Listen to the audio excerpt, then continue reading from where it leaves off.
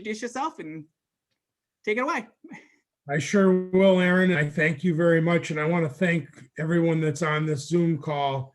Your dedication and service to our children and our communities does not go unnoticed. And you are true heroes, especially during this crisis. So from the bottom of my heart, I want to say thank you. One of you,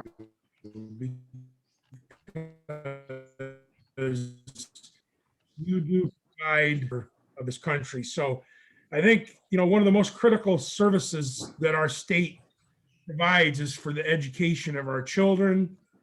And funding that comes to that is billions of dollars. Actually, the budgetary line for education is the second highest, Medicaid being the highest. And as we are witnessing, we have an unprecedented challenge during the coronavirus pandemic. And it has left our educators and administrators with very unprecedented challenges. I'm happy to say that in the last few months, I've been in constant contact with all my school districts, all my superintendents, and have had the opportunity to gain some insight into what many of their major concerns and hurdles are.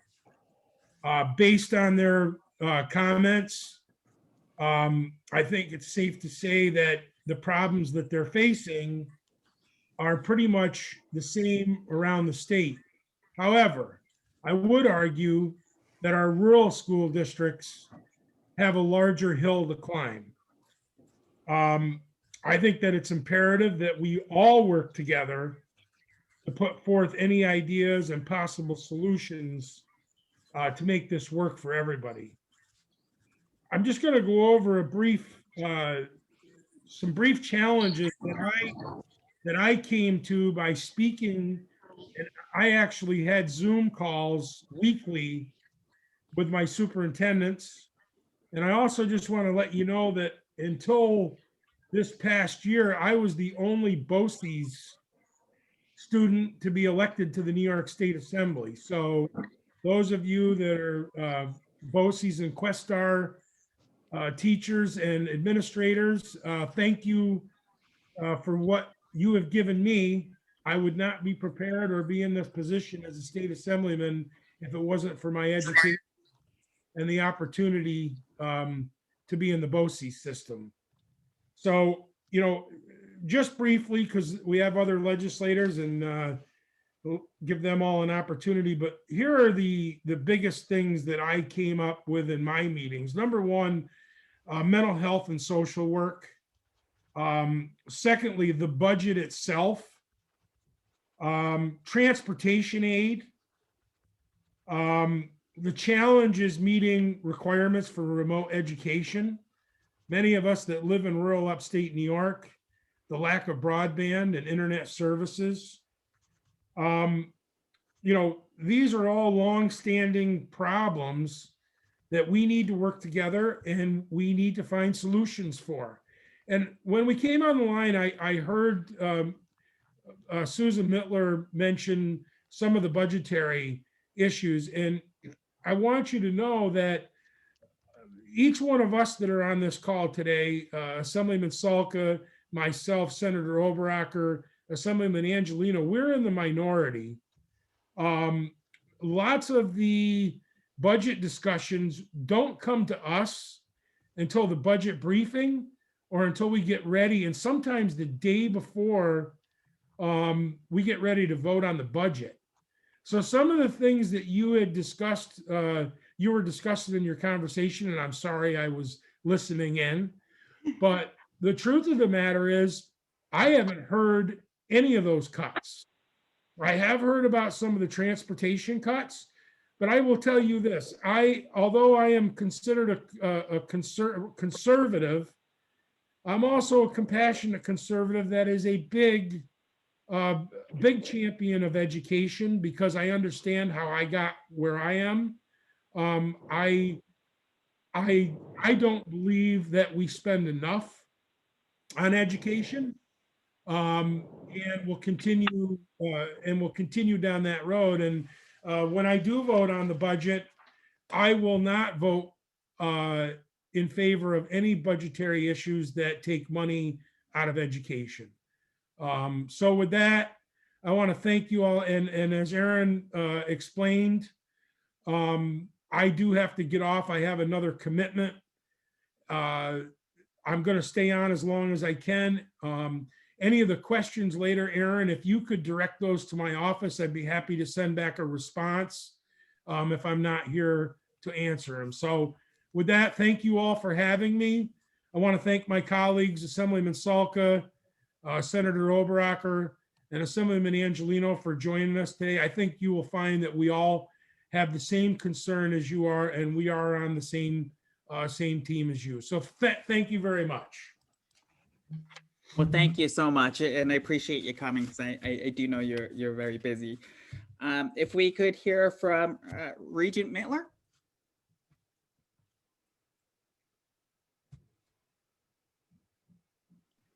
Thank you. It was a pleasure to hear support from Mr. Tague. I have a lot. First of all, I should tell you I'm an educator of 32 years in the classroom, and I was a union president for 18 years as well. I've taught mostly primary grades, pre-K through 5, but I've done middle and high school, and I do teach a course, collective bargaining, at Cornell University. So I've kind of dealt with students at all levels and teachers. I'm not an expert on the budget, and I'm not here to lobby. I'm here to share information and see if I can support people, because this is a real tough time as an educator. If we look at the state aid of the regions compared to the executive budget, there's a lot of reallocation and shifting of fundings that really concern me. There's something called services aid consolidation. It's a reduction of 693 million, and I don't even know what services we're consolidating. If it's the BOCES effort, or if you're in a rural school district, you absolutely need to share with your partner districts in order to provide what students need, whether it be mental health, any of the special needs that you might have in special ed, you might have for a school psychologist or social worker, no less languages or computers or music and art. These are all things where some of the educators are actually working between districts. It's a horrendous cut, and it isn't clarified.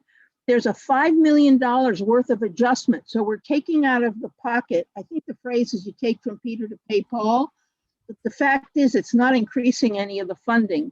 So as I understand it, there's going to be a reduction of $388 million total, when in fact the Regents is asking for 1,990,000 to, no, I'm sorry, $1,990 million in increases, but it's not increase, because in fact the STAR reduction is something like 1,352 million. And this money, you take it out of one place and another. There's also one-time aid, which comes with some of the relief that's come from the pandemic. And you're supposed to use this for ongoing expenses. So I'm not quite sure how you do that. You give me some money and I spend it once and then I can't continue the program. So I'm really worried about the distribution of funds. I'm not an economist, but I know that having been in the classroom, not having the supplies you need, not being able to have direct contact with students, not having time to have the necessary interaction with parents, whether it be Zoom or otherwise, is really hurting our educational program. Other things that the Regents are working on is electronic licensing, because we have a lot of issues of teachers currently retiring, larger than ever before. And licensing and certification is a problem. There's a reduction to the state ed department. So another 35 FTE. How can you issue these certifications if you don't have the personnel to do it? I mean, you know, it's asking the impossible. And they would like to set up a computer and electronic system, but that takes money, so that's not happening. There's a reduction in library aid, which crushes me to the core, because a library is crucial. It's the heartbeat of schools. That's where we get our materials and students can go, even if we're distance learning. Transportation costs, we have some real problems. Some districts have their own transportation program, but other districts subcontract that. And those subcontractors need a 2-week notice. So you have a principal or a student or a teacher who contracts COVID, horrible but true thought. And then what do? We tell them that you have to pay the bus company or the buses. So you're spending money, 20% was withheld. Now the governor has said that they will pay the districts, but the districts haven't seen the money yet. So I don't know, they have to pay the bill, but what do? This goes for teachers' costs and other costs. We're looking at waivers on the assessments. I know a lot of people are concerned about that. There's a great cost in assessments. So we're looking, the feds require regents exams or final end of year assessment. So we've applied for a waiver for New York State, and the regents have agreed to cancel the grade 3 through 8. ELL issues, it depends on where you're located and your population, but they want to relieve some of the level assignments because students who are not taught in person often don't have the language development they need. So we'd like to give them more time. It's not that they're not intelligent or can't, it's that we're dealing with a language barrier. So giving them a level 1 to 4 sometimes defeats the purpose. So we're looking into flexibility. We have questions on attendance in order to fund schools. How do you take attendance? Somebody puts on their picture on the internet, and that's where you've got a problem. One of the students that my daughter had changed his name to rebooting. So whenever she looked at the screen, she saw the term rebooting and thought he was trying to sign on again, when in fact he'd changed his name. And, I laughed a lot, but it's really a problem. We're looking at the flexibility and annual instructional hour requirements. I know it's been brought up how much money we spend in education, but you have to look at what the concerns are and how we deliver some of the best service to the students. New York State is right on top of it. And we have to look at defining a unit of study. So when we're doing remote instruction, how many hours, what does it mean? I could go on for a day, but this is what the regents are spending their time discussing at the moment. Thank you. Thank you, Susan. You're welcome. And then Laura Martino, representing Senator May's office. If you would introduce yourself and let us know what's going on. Hi, thank you. And thanks for having this meeting. So Senator May wasn't feeling well tonight, so she asked me to step in, and she sends her apologies. But my attendance was kind of last minute, so I really don't have a lot prepared to say. I will answer the questions that came across in the literature that was sent. And if anybody has any other questions, you're very welcome to send them to my email address that was posted in the chat box, and we'll be happy to get back to you. Thank you. And I forgot to mention that if at any time, any of the representatives just want to pass on a question or whatever, that's more than fine.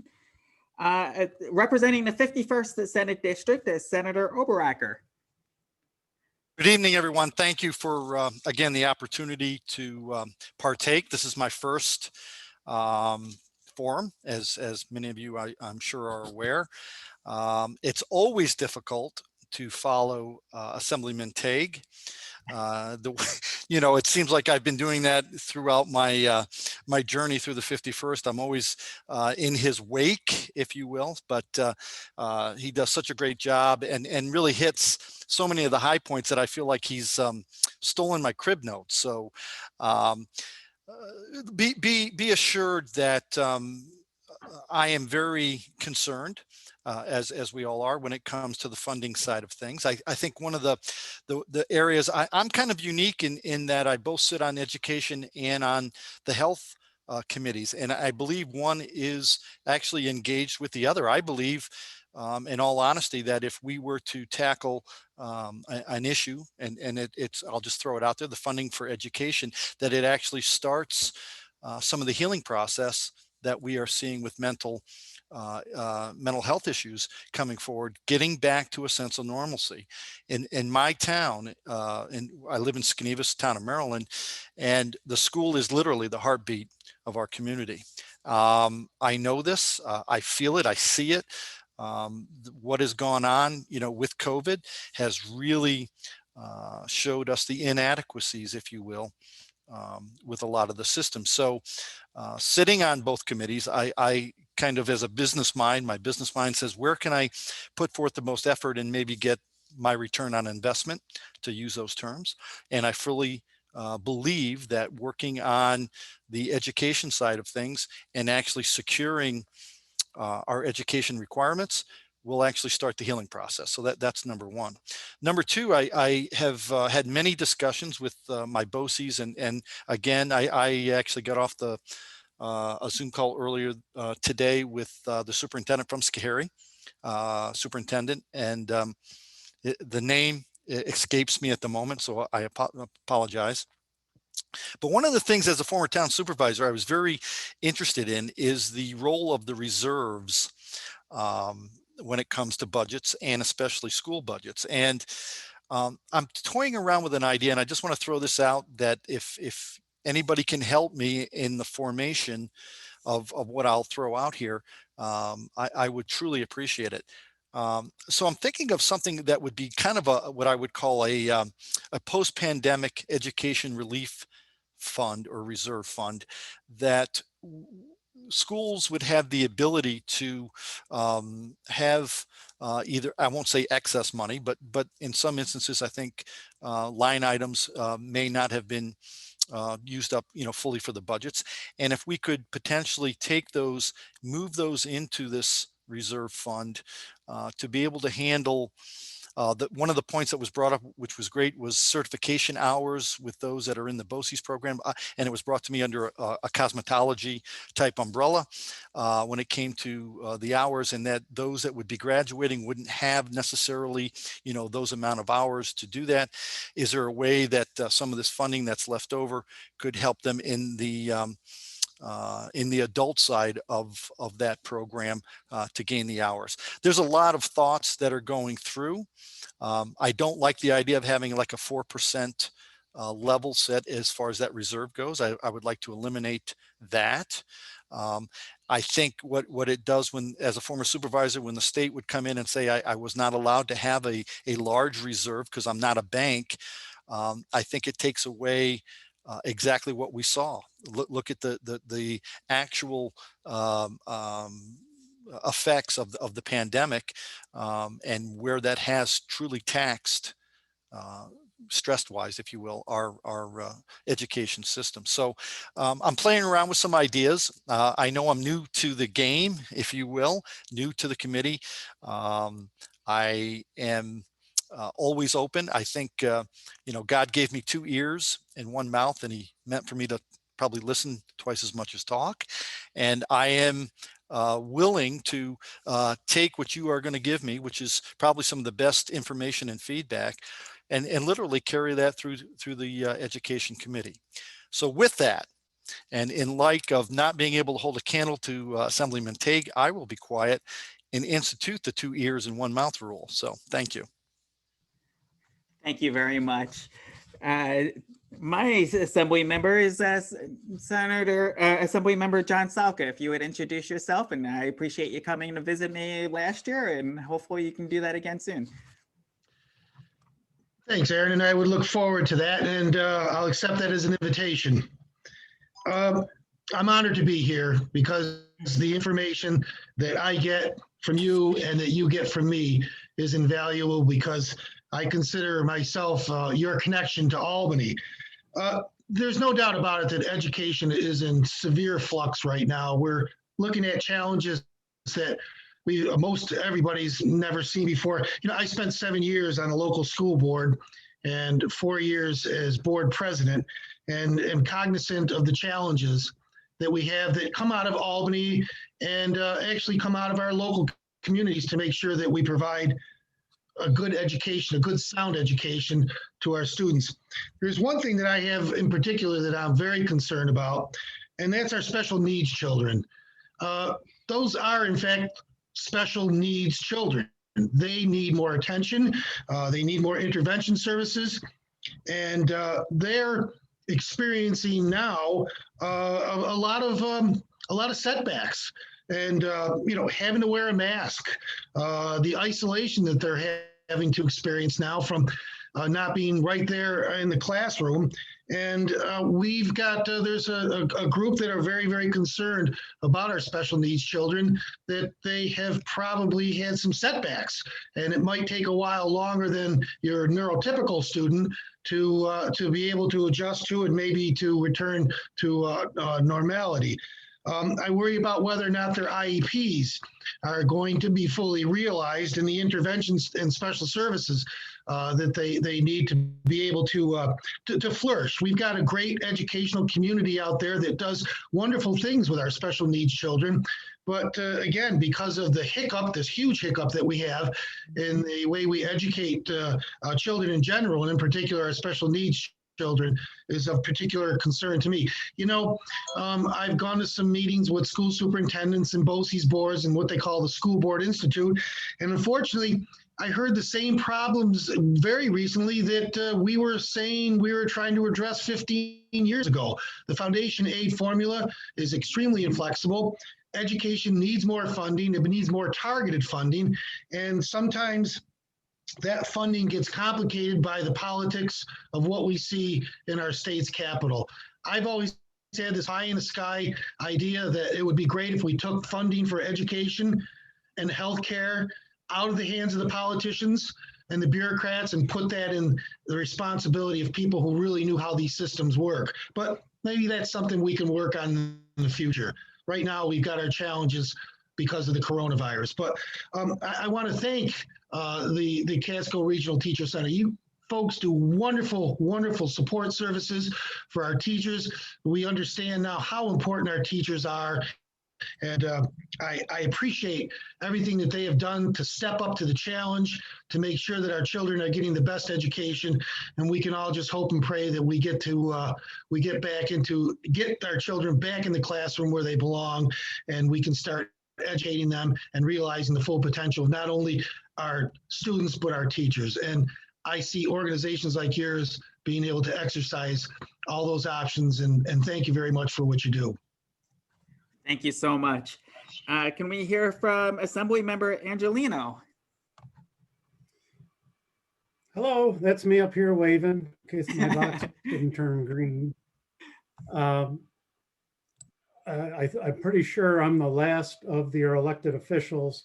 And of course, that means every thought I've had has been taken. So I'll probably speak from my heart.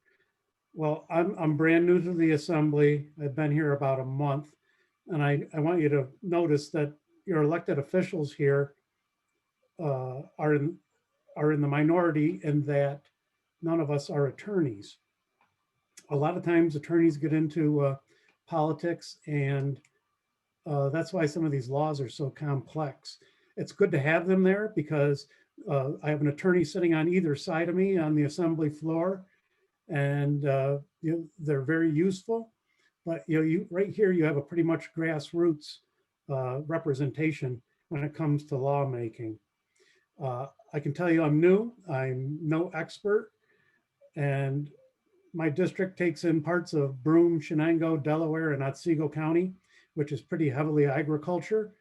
And so one of the first things I tried to do was learn the ins and outs of dairy pricing. And that's rocket brain surgery there. But then I came to school aid budgets and how that is figured out. And I'm telling you, it's complex. So basically what I learned was a third of the New York State budget goes to Long Island, a third goes to New York City, and the last third is divided upstate. And it sounds pretty simple, but mathematically that's pretty correct. And I guess know your audience right now. If I want to get a little pat on the back for myself, the BOCES system is where students go directly from their high school years, a lot of times directly into the workforce, whether it's auto body, auto shop, cosmetology, welding, you name it. We all know not every kid is destined for a 4-year degree from Yale or Harvard. And some of the better jobs that I have in my district don't require a degree. Some of them go to community college after BOCES, that vocational mindset. So what you're doing is helping keep the population in upstate New York. We all know we've lost about 1 million or more people in the last decade from upstate New York, which puts everything in jeopardy. Public safety budget, school budget, because we have fewer people and fewer tax base to spread these budgets across. So what you're doing is really helping keep the population stable. And I appreciate that. I hired 3 of your success stories when I was the Norwich police chief. If you can imagine taking a 20-year-old or a 21-year-old who passed a civil service exam, who only 2 or 3 years prior was a high school senior, and now he's making $55,000, $58,000 a year. That's thanks to the security and law enforcement, to spark that interest from a BOCES. Now, real quick on the budget, what I do know, I learned from Dr. Timms. I don't know if anybody knows Dr. Timms, but he's from the Superintendent's Association, and he broke it down for me like I was a 5-year-old, and finally I got it. And even I could see that in the executive's budget. Now remember what Mr. Tague said, we have very little say except for a vote when it comes time. A lot of this budget and numbers crunching is done by the governor. That's the starting point. And then the assembly and the Senate then duke it out and figure out what are their priorities. And we get to vote yes or no on that.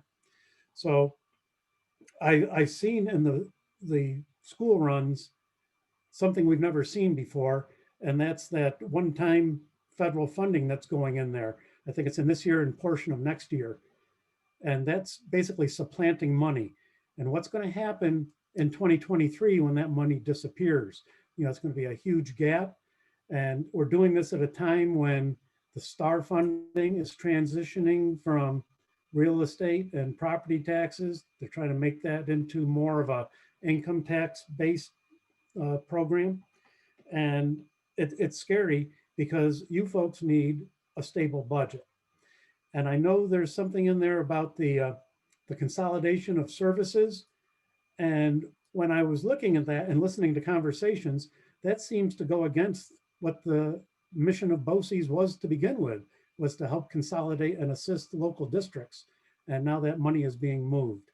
I'm glad I'm surrounded by educators because I need to learn, and the more I listen, the better. So I'll end it there because I know it's supper time and this meeting's probably going to conflict with somebody's grumbling stomach. But anyway, thank you to all of the BOCES instructors and support staff for what you do, getting our next generation ready to enter the workforce. Thank you, Aaron. Thank you. So we're going to ask a question that we sent out to you, and we're going to start with Assemblymember Tague, because again, we know you have to run. So the question is, the governor said that 85% of New York has broadband internet. However, there are many locations in our region that continue to lack access. How do you propose to bring and maintain broadband to the rural communities to make a fair and equitable education for all? Well, first of all, Aaron, just so you know, he said 98%, not 85%, 90%. And I disagree with him. I represent 7 counties in my assembly district. And I would say that there is a majority of the area that I represent that does not have broadband coverage. When I was town supervisor, I worked very hard in my town of Schoharie to try to get coverage all the way through Schoharie. And I know there are a couple folks from Schoharie Central School on this call, and they can attest to this, that Tague is not fibbing. You go by the Schoharie Library at night around 7 o'clock after folks have come home, and had their dinner. They drive to the library so their kids can do their homework because it's the only place in the area that has cell coverage. 2021, we should not be having these issues. The governor earlier, and I'll be right up front and honest with you, I completely disagreed with his reimagine New York education and trying to put all schools into remote learning. I think that illustrating and having in-person teaching, there's nothing more important in a child's life than that. I actually witnessed some remote learning. I had I went to a young child's home that was doing a remote class. And I have to say that it was a Sharon Springs class. The teacher did an awesome job, but it's just not the same. A teacher, when they're watching the students, they can tell what student is getting it and which one's not, and who needs extra help and who doesn't.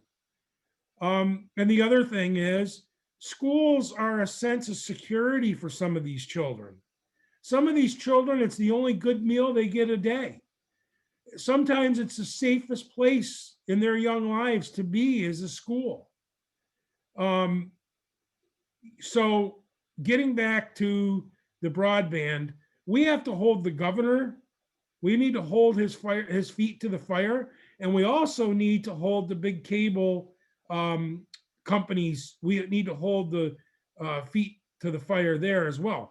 They were in an agreement back in, I believe, 2016, that they were to make 150,000 households. They were in rural upstate New York, they were supposed to make sure that they had access to broadband. I actually personally went out and mapped every household in the town of Schoharie that did not have access to broadband to make sure that those homes were put in that plan. I, to this day, have not gotten any results back to how many of those homes actually did receive the broadband. It's going to take funding. I understand that. I've been working with Congressman Delgado, and he has been working at this at a federal level to come up with another $500 million grant to make sure that access to rural upstate New York to the broadband is done. The small family-owned companies like Midtel in my area, Margaretville Telephone, some of these other local family-owned, and by the way, companies that hire local people, they're prepared and ready to bring these services out. We just need to come up with the funding. And this is where the federal government needs to come into action. We all need to work together. And I would like to ask a question. How many school representatives from schools that are on this call don't actually have coverage at their school? I represent Stanford School, Margaretville School. Some of these areas, you drive through those towns, you don't have any cell phone coverage, you don't have any internet. It's a travesty in the year 2021 that any school district or any county or any town in New York State does not have these services. So I'm going to continue to advocate it. Do I have a solution itself? Not without more funding from the federal and state government. That's the way it's going to happen. We got to put our money where our mouth is. Thank you so much. And one thing I want to add, Aaron, because I just saw a question come up about, there are some families that can't afford even $15 a month for the service. I think that if you have a child in your home that is having education, you shouldn't have to pay anything for those services. That's my opinion. When it comes to education, I think every child is afforded the right to a fair and balanced education like every other child, no matter how much money your family has, whatever your social, whatever you're deemed socially as, whether you're rich, poor. When it comes to education, every child should be allotted fair and balanced opportunity for education. Thank you so much. I know Senator Oberacker has said that he also needs to leave early. So we're going to ask him the same question. As we go around and ask these questions, feel free to say, you know, somebody else has already answered the question or whatever, and we can move on. But Senator Oberacker, what do you say about broadband?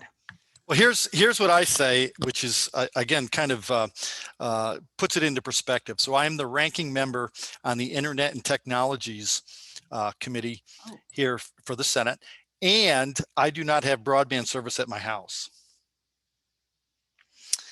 So it's personal to me. It's very personal to me, and in fact, as Assemblyman Craig or Tague, excuse me, as Assemblyman Tague, so rightly put, this is going to be an issue that is going to take funding. Number two, I have reached out to our Congressman Delgado as well, and as the ranking member for Internet and Technologies, I just basically said to him, Congressman, how do we make this happen? I know we've talked about it, but how do we make this happen?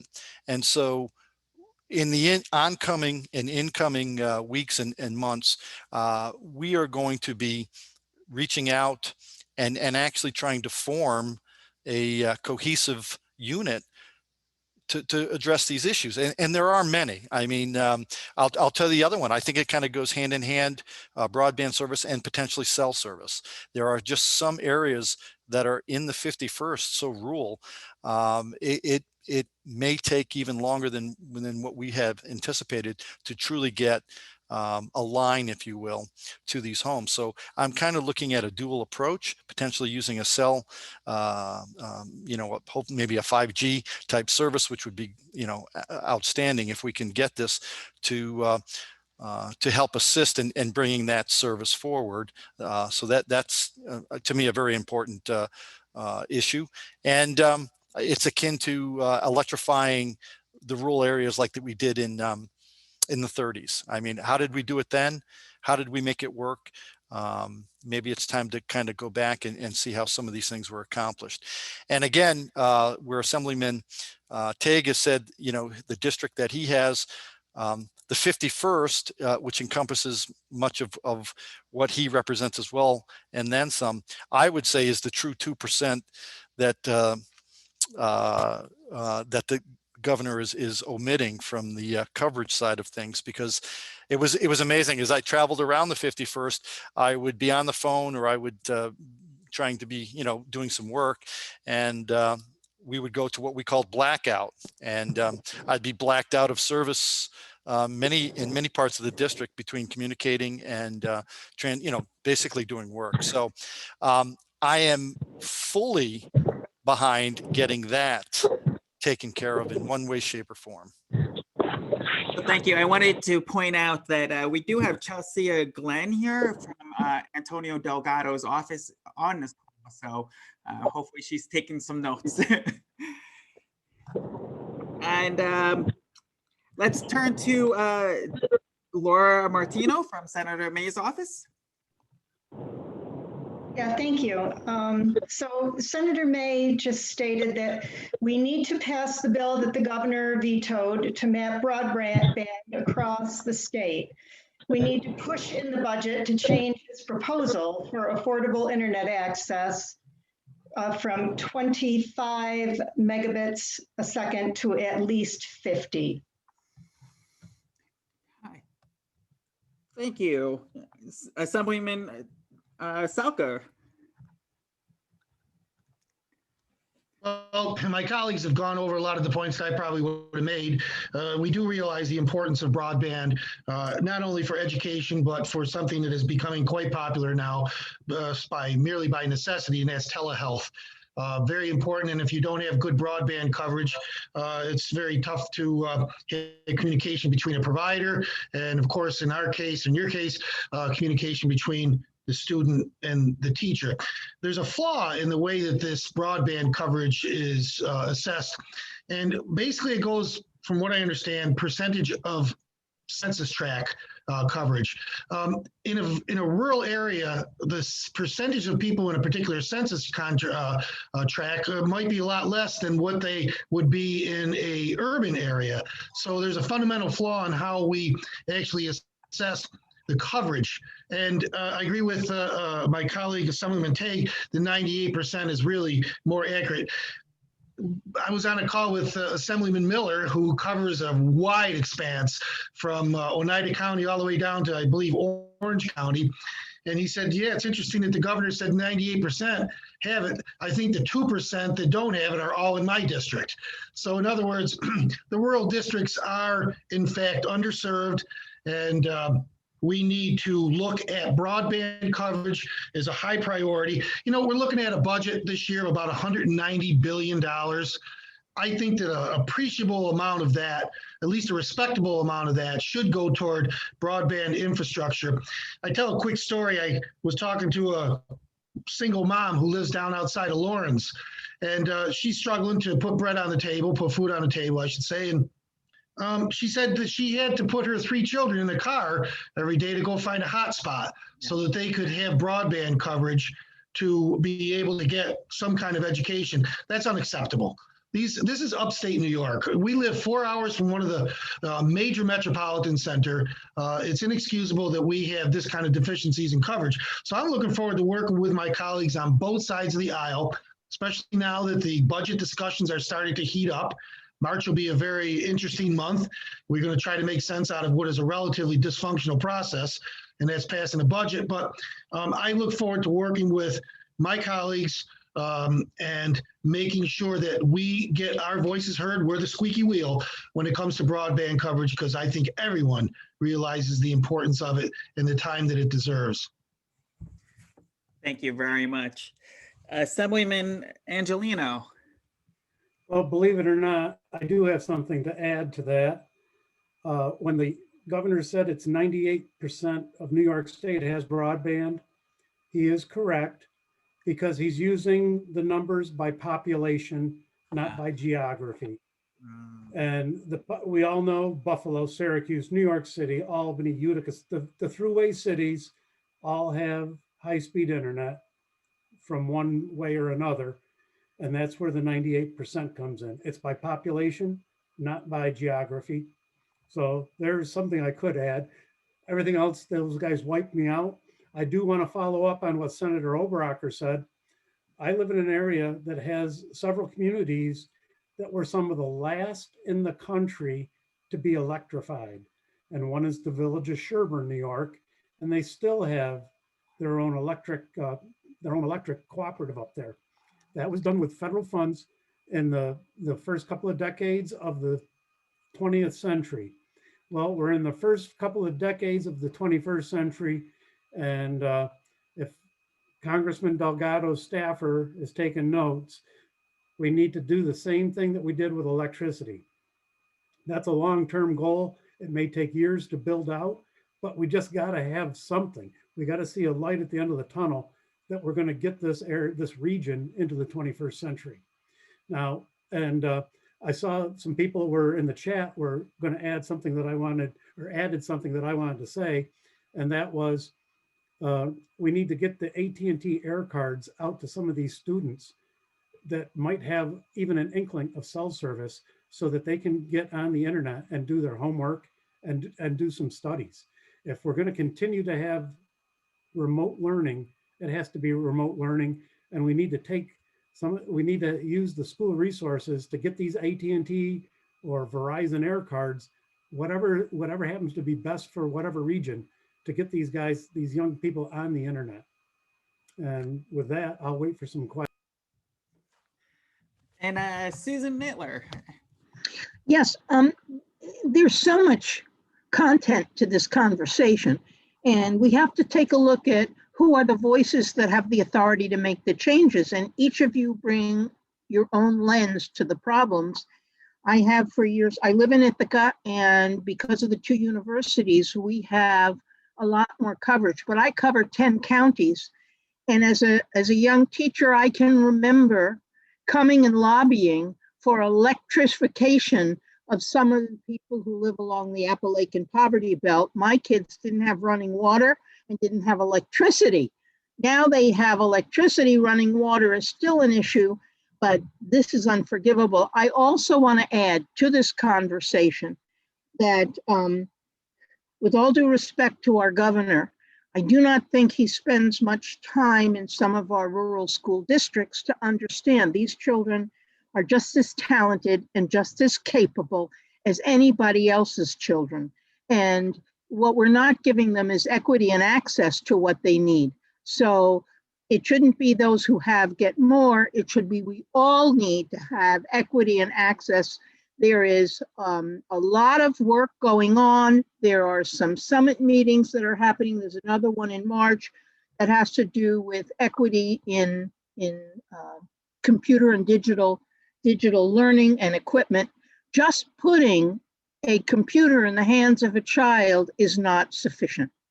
And we're all looking at remote learning, but those people who are teaching every day will tell you it is rough to engage these students, to keep them on task.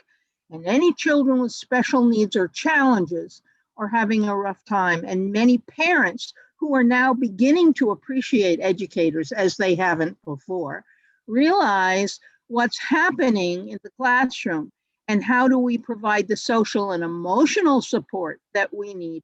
Can't go over, give a kid a hug or put your hand on their back or even just give them a smile while others are working. This is really tough. And the hybrid learning is creating a lot of problems as well.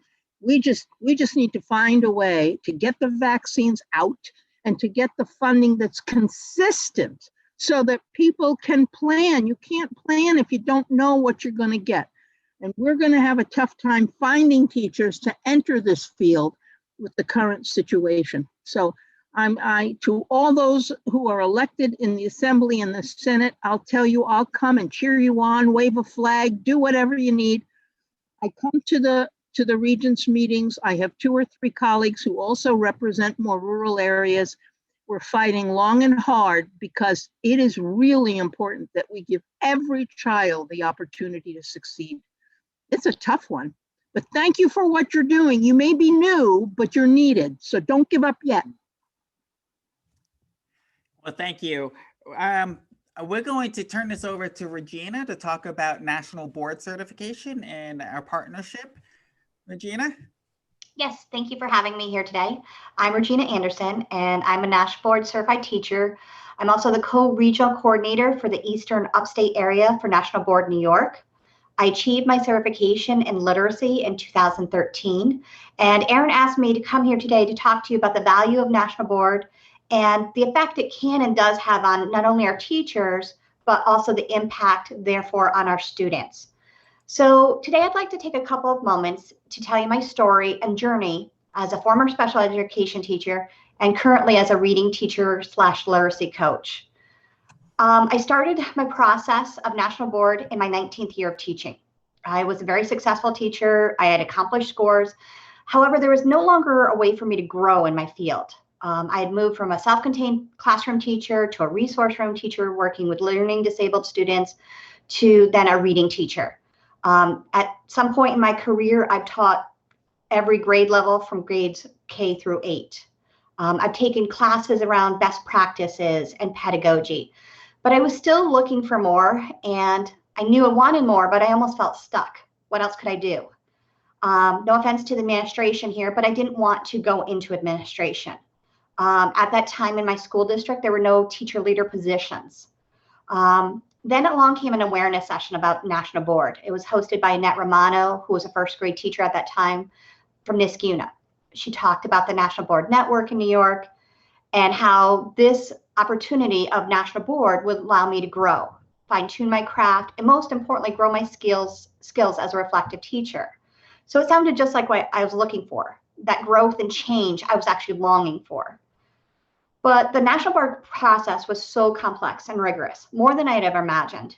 It forced me to reflect, explain, defend my teaching philosophy at levels that pushed me farther than I thought possible, honestly. Now, mind you, I had 19 years of experience when I started this process. I'm in my 28th year of teaching right now. I was confident at that time in my knowledge and understanding, but I learned so much through the process. So the year I attempted my national board certification, I had 2 small children under the age of 8. My husband's company had just been bought out right after I decided to do this. And then we decided to move to Catskill, where I currently live and where I am employed. The closest cohort for me at the time to support my national board journey was at Union College. That was almost 45 minutes away from my house. I would meet there monthly for 3 hours every Friday night at Union College, especially in the dead of winter, and we know I-88 and the roads. I had the privilege of working with the vice president at that time, Dr. Catherine Snyder, who was a former middle school social studies teacher, and Richard LaSalle, who was a middle school science teacher. This cohort was funded by the Teacher Center. If this cohort didn't exist, I know I could have not afforded to do national board. With this cohort, they showed me how to apply for the Albert Shanker grant, which then helped defray the cost of the national board process and support my journey with the Teacher Center and also through NYSIT. All the qualifying teachers that have tenure are able to receive this support, and if the funds are available. So for this grant through the Teacher Center. So this cohort at Union met monthly. It supplied me with writing retreats. It allowed me time to look at the materials and questions. And I spent about 500 hours working on my national board components. These cohort meetings allowed me the time to defend my teaching through videos, written commentaries, and prepare for a 3-hour test that I hadn't ever done 19 years before. So it was a time to work, collaborate, and fine-tune my practice and lessons. This support was invaluable for a mom of 2 young children, going to daycare after school, one who was in daycare at that time. And to be honest, not something I could even attempt without the support of the grant or the support from my local Teacher Center. So through the national board process, I was evaluated on 5 components. So there's 5 core propositions from national board. And I had to demonstrate my knowledge of content in the area of literacy. How do I differentiate instruction? How do I display my teaching practice and show learning environments to best meet the needs of my diverse students at every grade level? And then finally, how was I an effective and reflective practitioner? And what did that impact, thus in turn, have on my profession and colleagues in my school community? So with this rigorous process, I was reflected and challenged to grow in ways that I wasn't even aware of, that I was lacking. It made me a stronger leader within my district. Due to national board, I helped create instructional coaching positions for literacy and math to provide K through 12 professional development, summer reading programs that never existed before. And I was able to create classes on what accomplished teachers can do and the effect they can have on students' growth. I am now one of 11 national board teachers from our district. I can say I've never taught the same way since I've held the certification for 8 years. Each year is a new way and a new way of thinking for me and my students, especially with COVID. But I feel prepared with COVID because of my national board certification. I'm able to reflect and change my methods. When I was at Catskill Richmond Middle School, we were able to turnkey a cohort there and support our neighboring districts, Schoharie, Middleburg. And now as that cohort continues to develop, even with the pandemic, I've been fortunate to work with Aaron here in the Southern Tier. So I'm here to show the value of national board and the effect it can have on just one individual. But I want you to imagine how we can empower other teachers to grow and push their professionalism forward in their community. And ultimately, it's about the students, the impact we can have to support them. So I want to thank you for your time and support and allowing me to be here today. We are just so appreciative of the work that Regina is doing with us. We are just strong believers in the importance of national board certification. Regina has just donated a tremendous amount of time in order to make sure that we have a cohort that's working. Many cohorts around the state are dropping off or closing because the funding is not there. And we are grabbing people from Long Island and from like all over the place. And It's amazing, and national board is just a terrific process. Diana Torta points out in the chat, national board has been taken out of the governor's budget, and there's nothing like national board to really demonstrate a teacher's abilities. I'm going to turn it over to Marion Mossman. We're doing some terrific work with her, and take it away, Marion. Thank you, Aaron, and good evening, everyone. I'm Marion Mossman. I'm privileged to be the director for the Otsego County System of Care Grant. Many of you may not have heard about it, although we do have some school superintendents and educators on this evening that are participating in that as well. When I say privileged, I truly mean privileged. We are in year 3 of a 4-year federal grant through SAMHSA, Substance Abuse Mental Health Administration, to deliver mental health services to school districts, children and families in Otsego County. Representative Salka, I appreciate your support, as all assemblymen and senators that have already left the meeting. But, you know, we can't underestimate the needs of our students and teachers and educators in this COVID crisis. With their need for mental health, social, emotional learning support. It is of paramount importance. So our grant has been very successful in building a behavioral health resource center, working through BOCES and community partnerships through RSS to deliver behavioral health resources, licensed mental health, clinical counseling to school districts in the home, in the districts, you know, and we have been embraced by the superintendents 100% to be a partner to provide these services. We also provide family resource, peer family resource, youth peer support services to children and families through Family Resource Network. So, you know, and as an aside, I am also a president of one of our local school boards. So I understand from multiple angles the importance of everything that we're talking about on this call and this meeting. We have made, thank you to Aaron and the Catskill Regional Teacher Center. The partnership that we have through the CRTC has been invaluable. Most recently, actually before COVID, the superintendents in our county identified that one of the main concerns they had was compassion fatigue. Their educators before COVID were struggling with supports and teaching and being burnt out and not enough teacher support, budget cuts, all the things that you all have already said.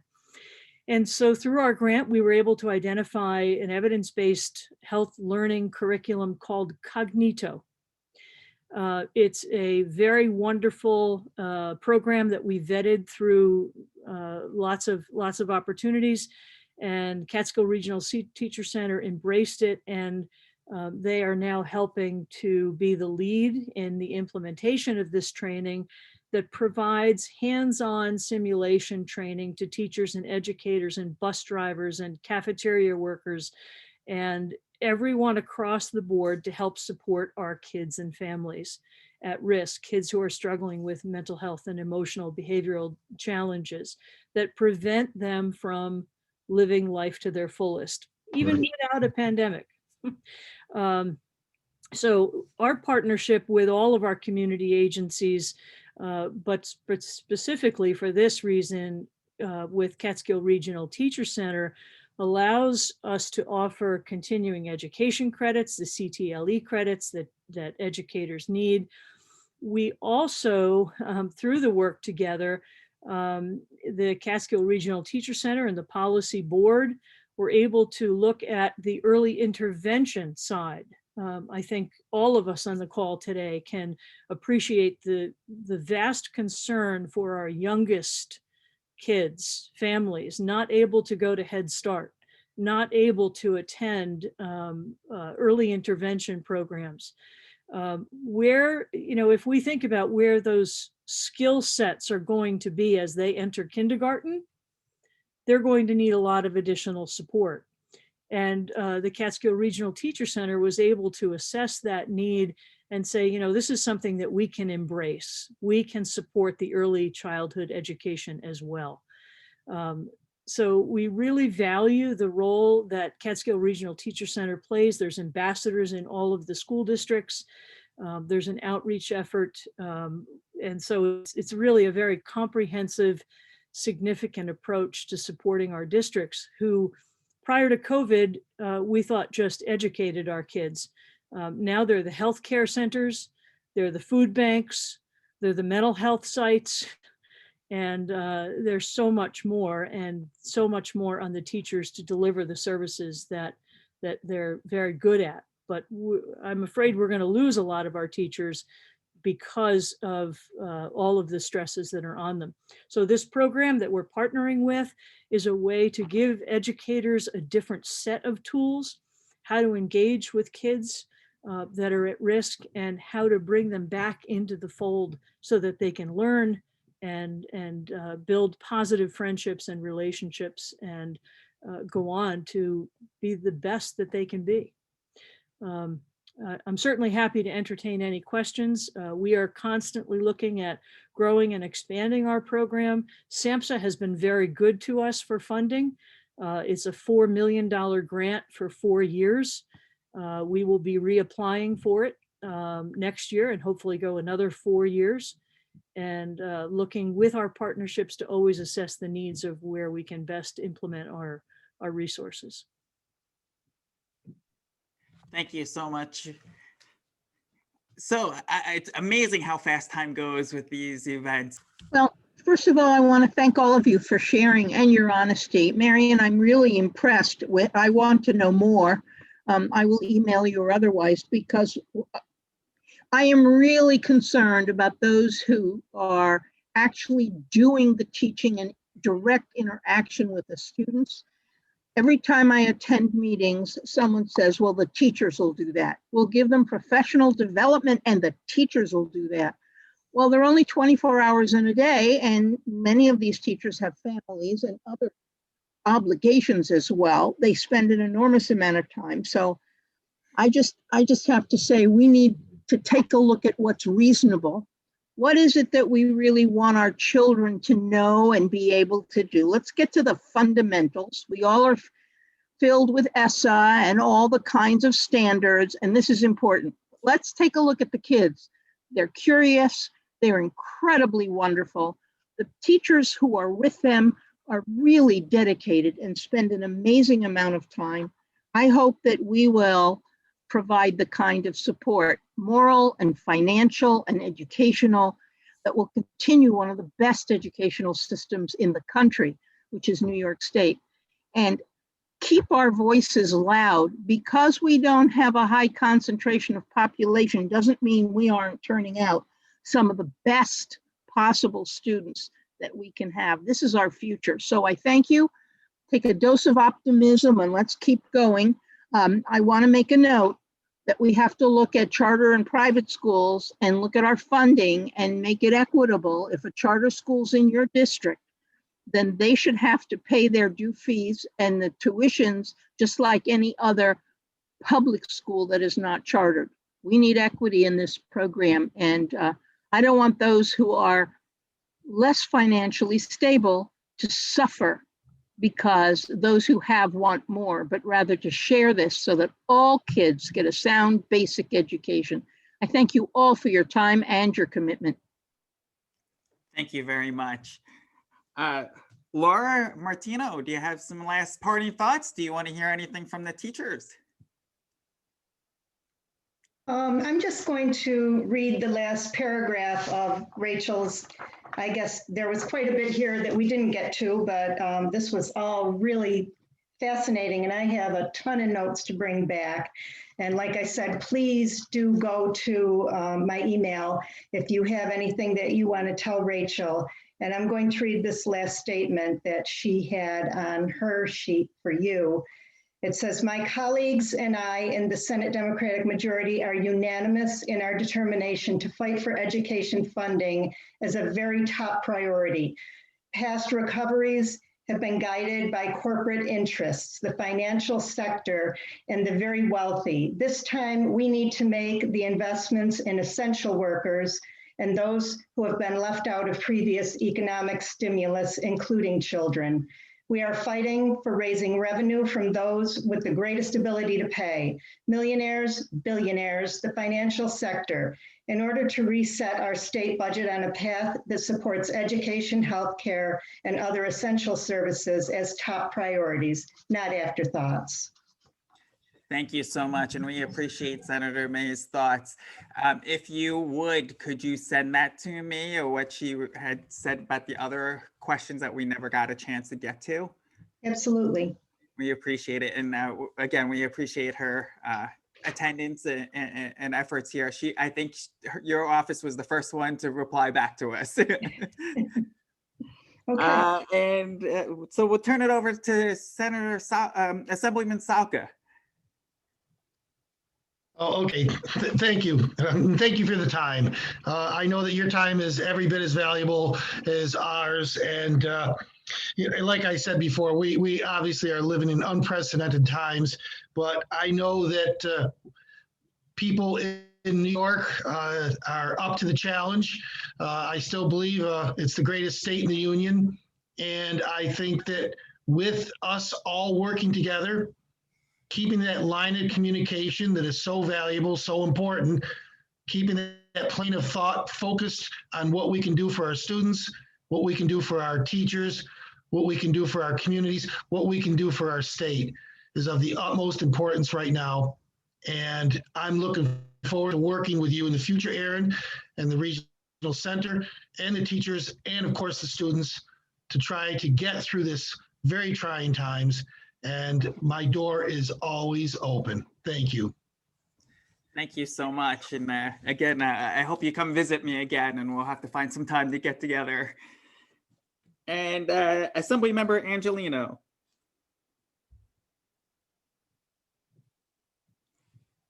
Thank you, Aaron. And thank you to everybody. And I appreciate the time. And I knew I would learn a lot, and I always do. You folks emailed me a list of questions. I know we talked a lot about broadband and some of the things, and there's some other questions on there. But the one that caught my eye is the question about, mental health of some of the educators. And that is nothing to be trifled with. This whole situation has stressed us out. And I heard, parents who homeschool are now the example, because everybody is homeschooling now. And there's parents who are pulling their hair out, and they have much more respect for what teachers do on a day-to-day basis, especially for the little kids, and probably the older kids too, if I remember my high school years. But that mental health, please talk to a friend, talk to a neighbor, talk to a spouse. Don't, everybody is stressing out. I know that there's been some issues with high school students becoming anorexic, and because of the sports, and they're in their fragile years, both boys and girls, teachers too. And I'm not joking when I say there's a lot of mental health issues with parents. They're struggling, they're frustrated, they're paying taxes, and they're looking at their kids and they're not learning.